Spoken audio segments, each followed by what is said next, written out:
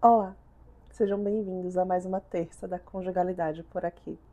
Tem um momento na terapia de casal que eu fui aprendendo a identificar com o passar do tempo com a prática clínica, que é o momento em que o assunto ele vai escorregando da dinâmica do casal e vai indo para um outro lugar. Vai para a história da mãe, do pai, da infância difícil que aquele cônjuge carrega, para tudo aquilo que foi vivido pelo casal separadamente antes de existir o nós, antes de existir esse casal nesse formato. E tem uma coisa muito curiosa nisso, porque falar de família de origem é muito relevante, inclusive a gente fala muito disso, inclusive aqui nos vídeos e lá no Instagram também.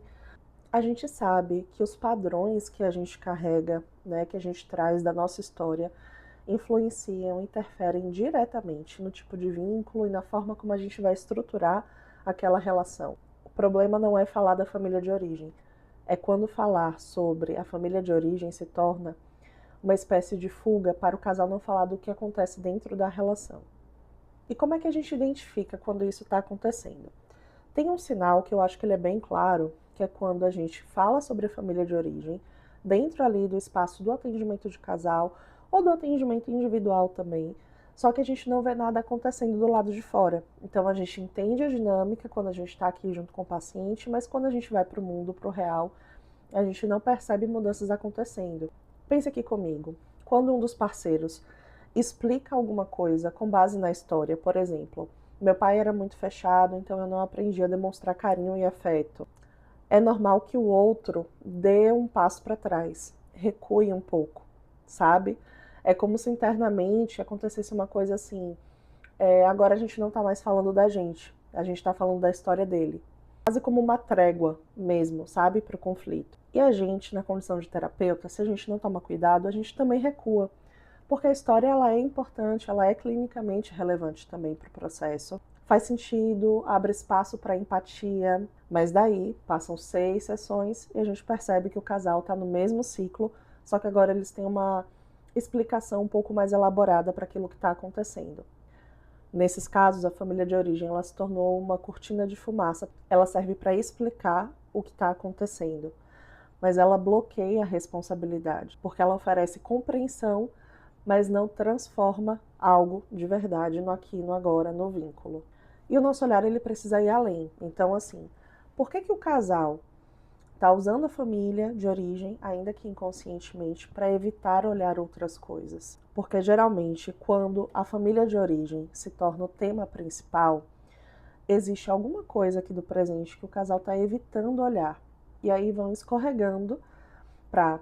Pode ser, por exemplo, uma insatisfação que, se for nomeada, ameaça a continuidade do vínculo. Pode ser também uma dinâmica de poder que nenhum dos dois está disposto a assumir, que sustenta de fato. Pode ser um processo de luto, de uma versão do parceiro que não existe mais, de uma situação que eles vivenciaram, de uma versão do relacionamento que existia, que era bacana, mas que acabou deixando de existir por algum motivo. Então, nesses casos, falar sobre a mãe que é controladora, sobre o pai que é ausente, é mais seguro, porque a gente não está falando de presente, a gente está falando do passado, a gente está falando de algo que já aconteceu. Não tem o mesmo risco imediato de falar do aqui e agora, do que está acontecendo na relação e algo se romper aqui. Tem um outro movimento também que a gente precisa prestar atenção, que é quando a família de origem ela se torna quase que um argumento de defesa. Eu sou assim porque eu aprendi assim.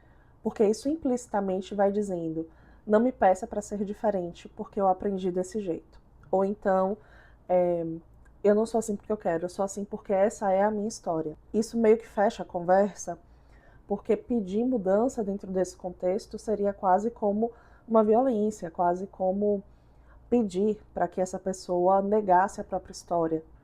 Mas então, o que a gente faz, né, para poder trabalhar a história do casal sem invalidar essas dinâmicas individuais que são legítimas, que são reais, mas que precisam ser trabalhadas para o casal conseguir avançar em processo de terapia?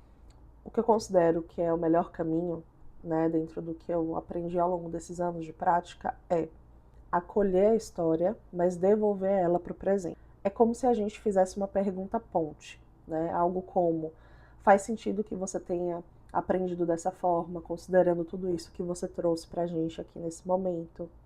Mas eu queria entender o que acontece internamente com você quando percebe que está reproduzindo isso nesse vínculo de hoje, no seu relacionamento atual? Essa pergunta é muito legal porque ela não nega a origem, ela usa a origem para conectar com algo que está acontecendo no presente. Coloca a pessoa de volta nesse lugar de agência da própria vida, sabe? De se responsabilizar. Não como um produto da história, mas como alguém que está dentro dessa história e está fazendo escolhas dentro dela. Outra forma da gente tocar nesse ponto seria mais ou menos assim. Eu percebo que quando a conversa entre a gente acaba ficando muito intensa aqui na sessão, a gente começa a falar sobre outras pessoas, da família de cada um. E eu fico me perguntando o que aconteceria se a gente ficasse no aqui e agora, se a gente estivesse olhando para o que está acontecendo aqui. Essa é uma intervenção que ela devolve o foco para o casal, o foco do que está acontecendo. Redireciona para, vamos olhar o que está acontecendo aqui nesse momento? Vamos olhar então para essa necessidade de desvio que vocês estão trazendo? A família de origem, ela importa e ela sempre vai importar no nosso trabalho e na nossa vida individualmente falando. Mas dentro da clínica ela importa a serviço do casal, como contexto, como compreensão, como um caminho para ampliar a empatia entre eles. A família de origem não é o destino da conversa, ela é um recurso dentro dessa conversa. A leitura que a gente precisa fazer é muito sobre o que o casal fala e principalmente para onde essa fala está nos levando.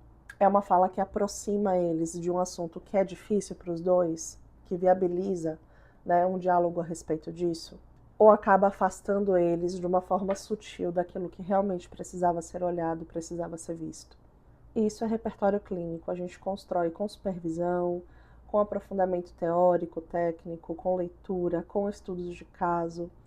E se para você faz sentido ampliar o seu repertório na clínica, eu te convido a fazer parte do Cartografia dos Vínculos, que é o meu grupo de estudos sobre conjugalidade, onde a gente estuda relações de casal na perspectiva individual e na perspectiva do atendimento de casal. Então, se for interessante para você, comenta aqui que eu te passo mais informações.